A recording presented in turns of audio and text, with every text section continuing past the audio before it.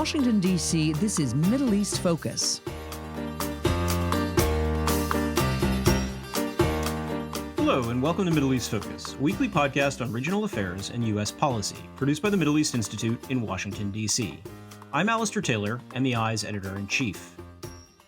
On today's program, we'll be talking about U.S. policy towards Syria. The deadly January 28th drone attack on a U.S. military outpost in northeastern Jordan, near the borders with Syria and Iraq, has drawn renewed attention to the U.S. military presence in the area.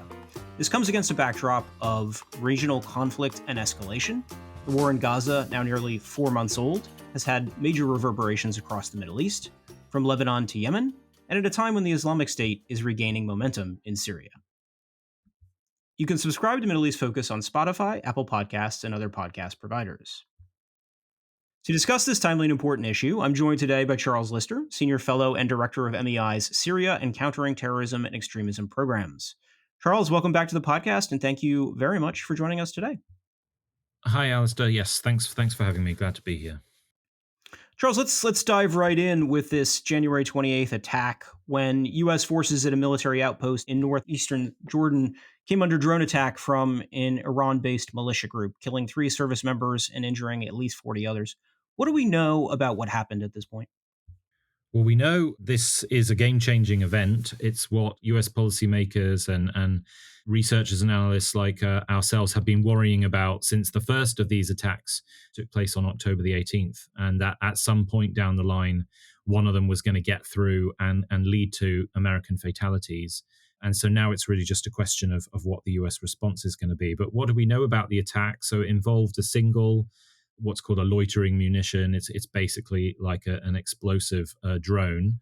And it appears that it managed to get through US defenses because it essentially followed an American drone that was landing in close proximity to the targeted base known as Tower 22.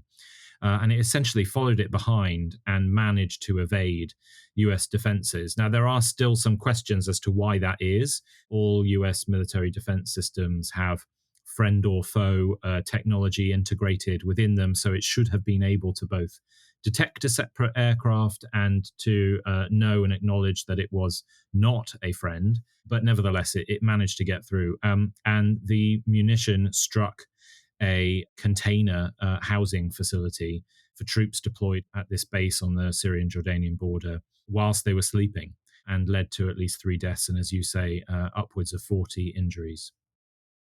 Charles, many Americans may have been surprised to learn that the U.S. has forces in northeastern Jordan in the first place. For listeners who might not be familiar, why are they there, and how does the Tower 22 facility fit into the broader U.S. regional military presence?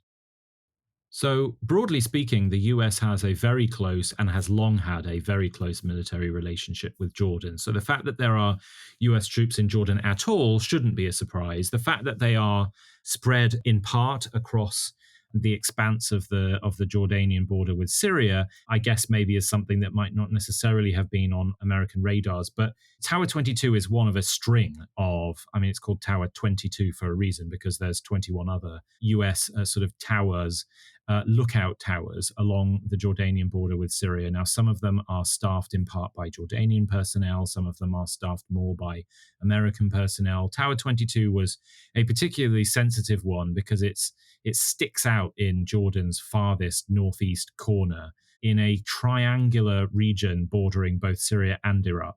And this is a particularly sensitive region of the Middle East region because it also happens to be where Iran has utilized official and unofficial border crossings to funnel in weapons and other logistics from Iraq into Syria.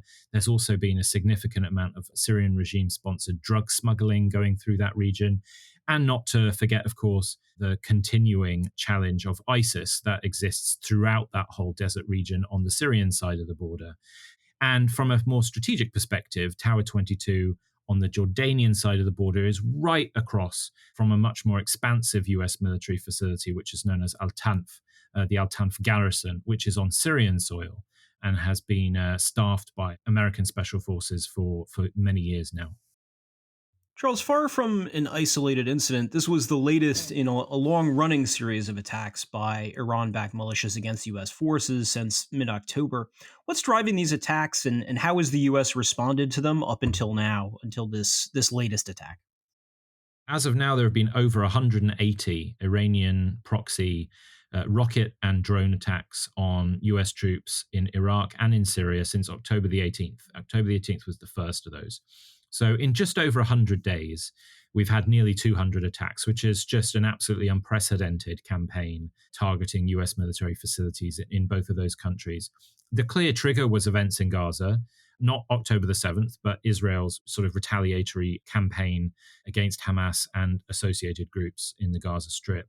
This campaign and the extraordinary amount of death and destruction that has come from it has triggered a region wide campaign by Iran's network of proxy militant actors to essentially sow chaos in the region, in particular, target US interests and assets, as well as Israel itself, in order, at least on paper, to push for a ceasefire in Gaza. Although I think there's a strong argument to be made that many of these dynamics, whether it's Syria and Iraq, whether it's the Houthis in Yemen, potentially even whether it's Hezbollah in Lebanon, these dynamics have sort of taken on a life of their own now. I'm not totally convinced that a ceasefire in Gaza would put a stop to these incidents, particularly when it comes to what we're talking about today in Syria and Iraq, because there's a lot more at stake here when it comes to the US presence and how sustainable that becomes. What do we know about the group that's purportedly behind the attack, Kataib Hezbollah? So Kataib Hezbollah has deep roots. It's been around since the early 2000s after the US invasion of Iraq. Of course, most sort of attention has been given traditionally to the invasion of Iraq and triggering a Sunni insurgency, which became predominantly led by Al Qaeda in Iraq and later by ISIS's predecessors. But it also triggered an Iranian proxy intervention as well, which also targeted American troops. And Kataib Hezbollah was essentially one of the first of those factions to be put together and mobilized by the Iranian Revolutionary Guard Corps with the explicit purpose of targeting and killing American soldiers and forcing a US withdrawal from Iraq. Kataib Hezbollah and a series of other similar groups have since essentially become de facto political entities in Iraq. They have associated MPs in parliament.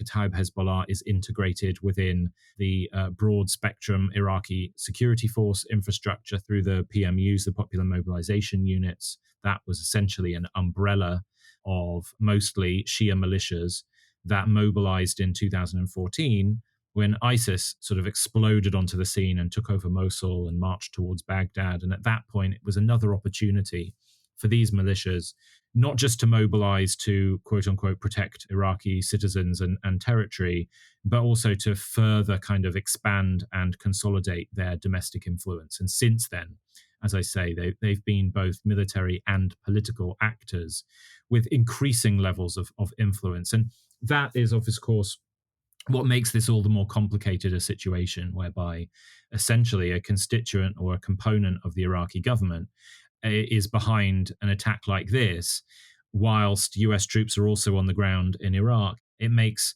negotiations over the US presence in Iraq and the future of that presence all the more complicated. And since the war in Gaza broke out on October the 7th, groups like Kataib Hezbollah have utilized their political influence to place an extraordinary amount of pressure on the Iraqi government and Prime Minister al-Sudani to push for an American withdrawal. And talks on that issue have just literally begun in the last few days. We'll get into that in a little bit more detail in the conversation. But first, before we do, I want to get your thoughts on Washington's inevitable response here. What, in your view, are the kind of options on the table, and what do you think the US should do? Well, in a situation like this, there's a very broad range of potential options on the table that go from relatively soft responses, which would probably look like what we've already seen from the US. So, to place this into context again and to reiterate, we've had over 180 Iranian proxy attacks on US troops since October the 18th. And in that time frame, we've had 8 American military responses in Syria and Iraq. And those have basically targeted at night so as to avoid killing Iranian proxy operatives. Those have mostly targeted arms depots, arms caches. They have also targeted Iranian proxy operatives who we deem to have been responsible for specific attacks on US troops.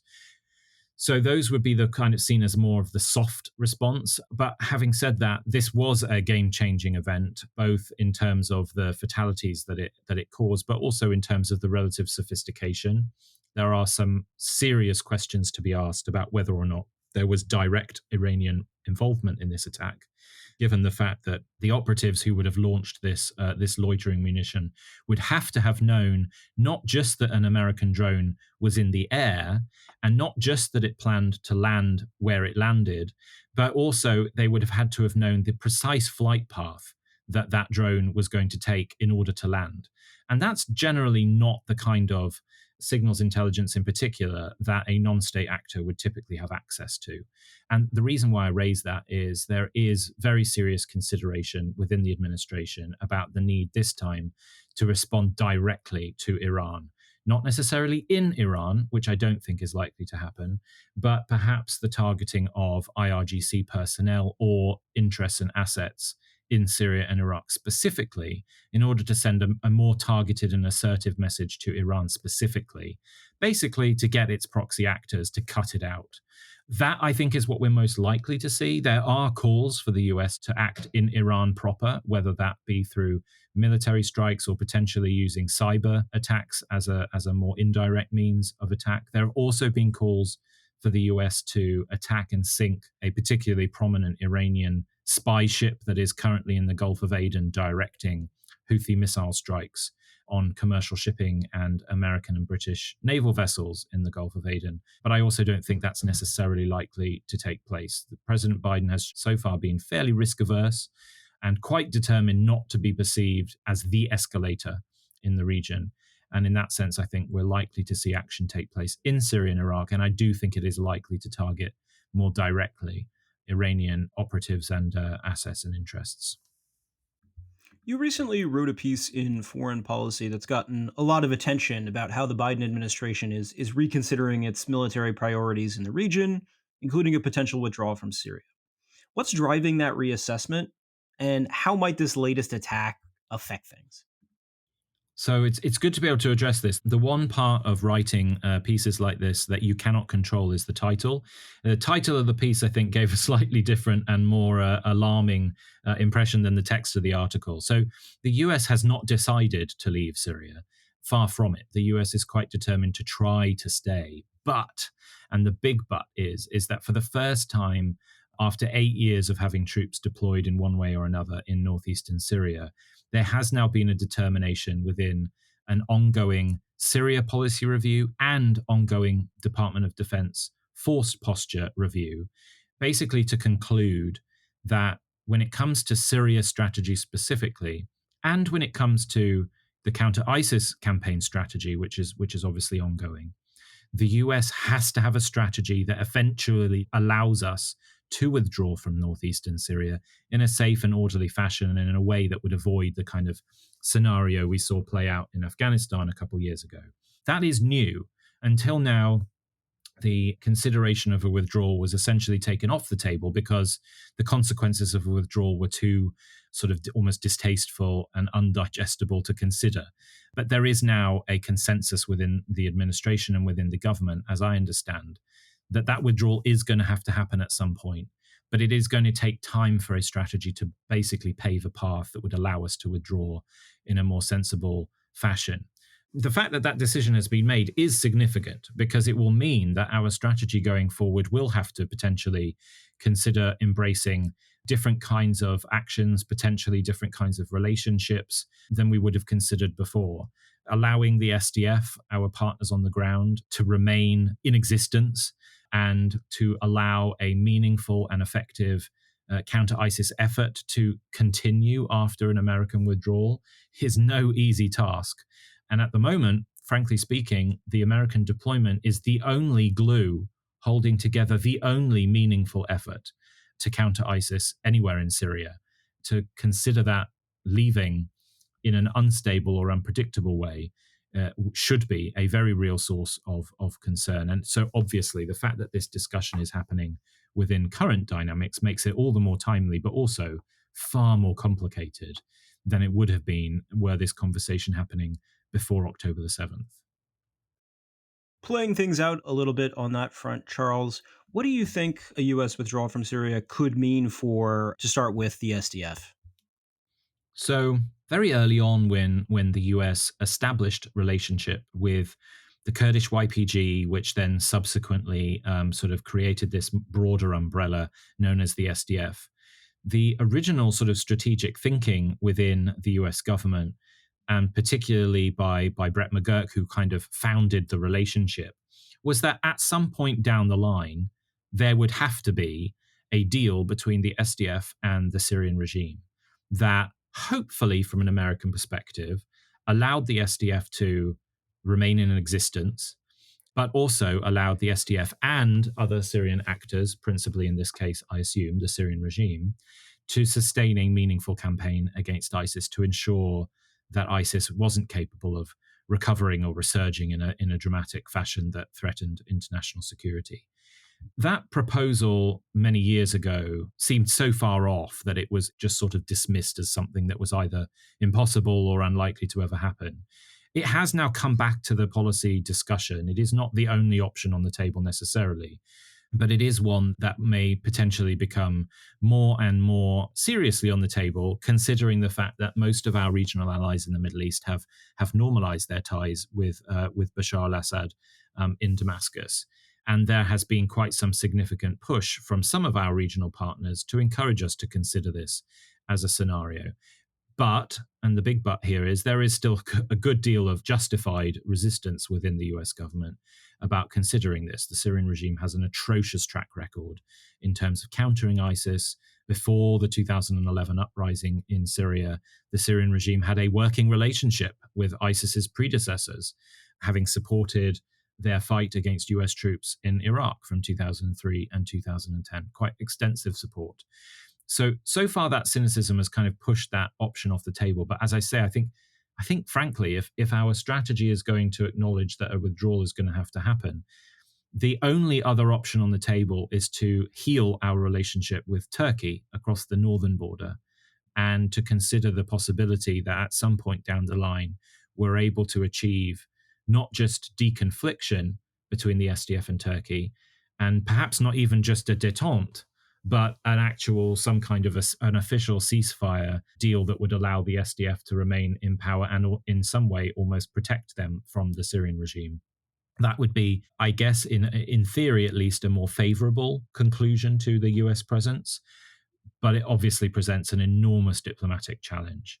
But, this is when you draw in much bigger geopolitics and zoom far outside of just looking at Syria. And to the Turkish parliament's ratification of Sweden's entry into NATO was a huge development from a US policy perspective. The State Department in particular has been sitting on a number of proposals to rebuild confidence in the bilateral relationship with Turkey, all of which are now being activated with a view to do things, including trying to de-escalate tensions between Turkey and the SDF and between Turkey and the US when it becomes to northeastern Syria. So maybe that may end up being part of it. But as I say, the diplomatic challenge is very significant. Another major facet to consider here is, of course, the ongoing fight against ISIS. And ISIS, if anything, seems to be regaining momentum and kind of once again holding territory in Syria. What does its footprint in Syria specifically and in the Levant more broadly look like right now?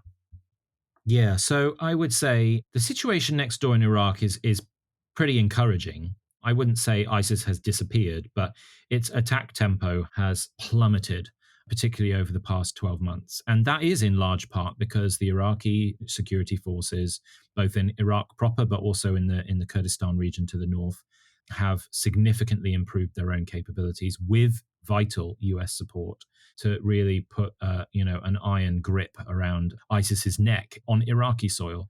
But it is also because ISIS has invested much more across the border in Syria, where obviously the unresolved crisis, long-standing ethnic, sectarian, and communal tensions, long-standing tensions between Turkey and the SDF, between the regime and the opposition, between the regime, Russia and Iran, and the United States, et cetera, provide groups like ISIS with opportunities to fill small vacuums and, frankly, to survive.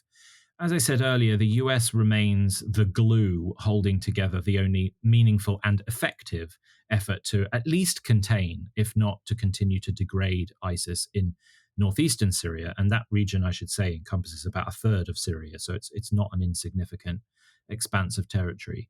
The problem is ISIS is doing much better across the Euphrates River in areas of Syria controlled, at least on paper, by the Syrian regime. But the regime, frankly, just doesn't have the military capabilities, the intelligence capabilities, the sort of surveillance and reconnaissance capabilities, the air capabilities to deal with an ISIS insurgency that is mostly based in the desert, but has been increasingly capable not just of raiding and controlling small villages, but now starting to threaten much more strategic energy, oil and gas facilities. And even the famous town of Palmyra is now essentially in ISIS's target set. That is a problem that, frankly, the US and the counter-ISIS campaign is unable to fix. We cannot operate, at least on paper, in regime-held territories. The reality is we're not going to cooperate with the Syrian regime or Iran or Russia anytime soon either. So we've been forced to kind of watch ISIS recover in this region. That is problematic, and that raises some difficult policy questions, of course. But from my perspective, it also means that our presence in the Northeast is more important than ever, because that presence is in part responsible for preventing ISIS's recovery in regime-held areas of Syria from spilling across the border into Iraq, which really would then start to spell much more of a challenge. But long story, big picture, ISIS, I think, will be feeling quite confident right now in knowing that most of the root causes of instability in that immediate Levant region, and in particular in Syria, are all still in place. And ISIS exploited all those root causes of instability to enormous effect in 2014 and 2013. And that's not to say that it will be able to do a repeat of what it did in 2014 again, but it is unquestionably to say that the ingredients are there for it to continue its kind of slow and methodical recovery. And until we more meaningfully seek to resolve the crisis in Syria and all of the deep-rooted causes that gave root to it, then groups like ISIS are going to continue to have that confidence that their long-term future is still secure. Charles, you touched on it earlier, but the situation in Syria is inextricably linked to the US military presence in Iraq, which is set to be the subject of renewed talks between Washington and Baghdad. The Iraqi government has come under significant pressure to expel US forces amid the ongoing attacks from Iran-backed militias. How is the Sudani government trying to negotiate that situation, and what do you see as the possible scenarios? So there's obviously a lot of moving parts in play here. There is a very strong pressure in Iraq to push for a full American military withdrawal. But there is much more quietly a recognition, particularly within the Iraqi sort of national security world, that some form of an American presence is still important.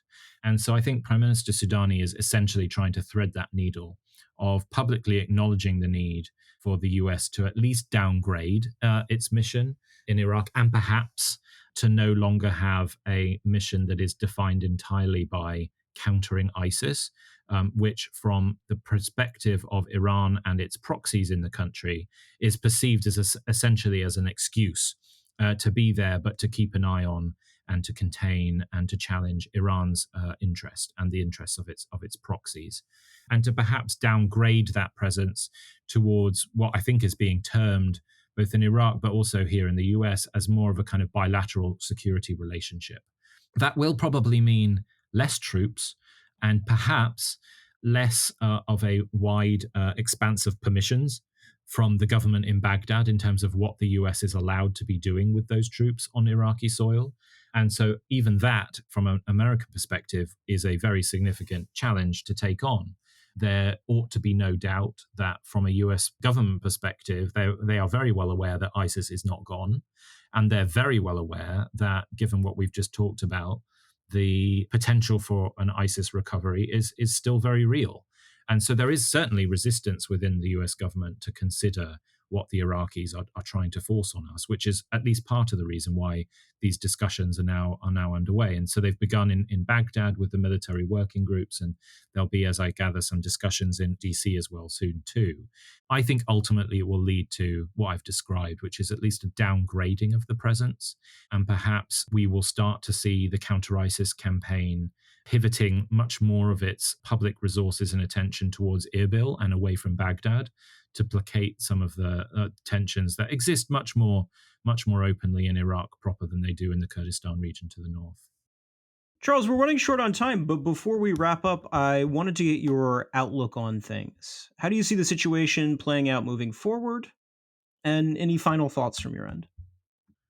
Gosh, well, you've left the biggest question to the end. Well, the US is going to respond to the drone attack that took place on January the 28th. There will be a response. The question really is just the scope of that response and to what extent it will give an excuse for Iran to respond reciprocally. I gather there have been efforts by the administration here to convey through back channels and mediators messages to Tehran, encouraging it not to retaliate. In other words, saying the United States is going to retaliate.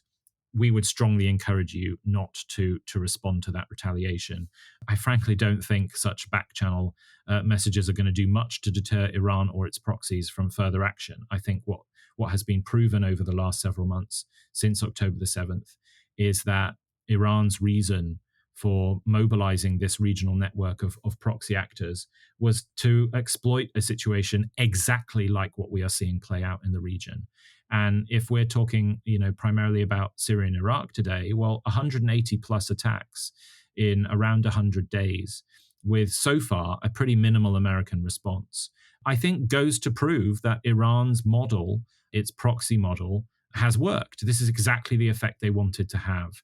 They're not necessarily seeking a dramatic, sudden and unexpected American withdrawal from the region. They are aiming to incrementally cut away at regional confidence and credibility in and of the United States in the Middle East. They are aiming to insert divisions and tensions within US relationships in the region. And Jordan's insecurities have been shown very clearly after this attack on January the 28th. At first, the Jordanian military kind of inexplicably denied that the attack was even on Jordanian soil.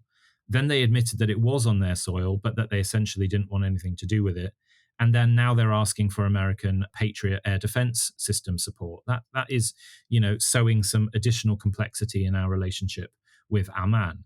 The Gulf states are watching all of this with profound concern, in part because, yes, they are concerned about Iran, in part because they are particularly concerned about the situation in Yemen. But more than anything, they do not want regional escalation, because for the last year or two, they've been doing what America has begged them to do, which is to re-engage with Iran and to seek out paths of de-escalation.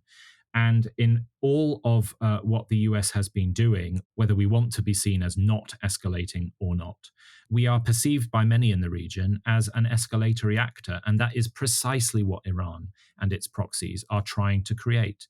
That is the main challenge that President Biden, or whoever happens to be in the White House, would be facing in this situation. And frankly speaking, Iran and its proxies have the real advantage here. And we are in a constant process of reacting. And until we come up with a strategy that creates a more strategic approach and a strategic reaction to what's happening right now, I think we are sadly going to continue to be the sort of losing side here in terms of both influence, presence, and credibility. And nothing good typically has come from that in the past. We'll have to leave things there for now on that sober note. But Charles, thank you very much for joining us today.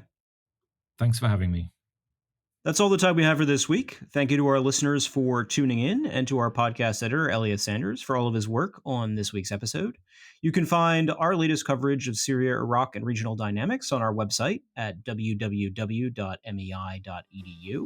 And you can follow MEI on X, Instagram, Facebook, and YouTube, and subscribe to our email newsletters for the latest analysis and information about upcoming events. I'm Alistair Taylor. We will see all of you next week. This has been a presentation of the Middle East Institute. To support MEI's programs and podcasts, please donate at www.mei.edu. Thank you for your support.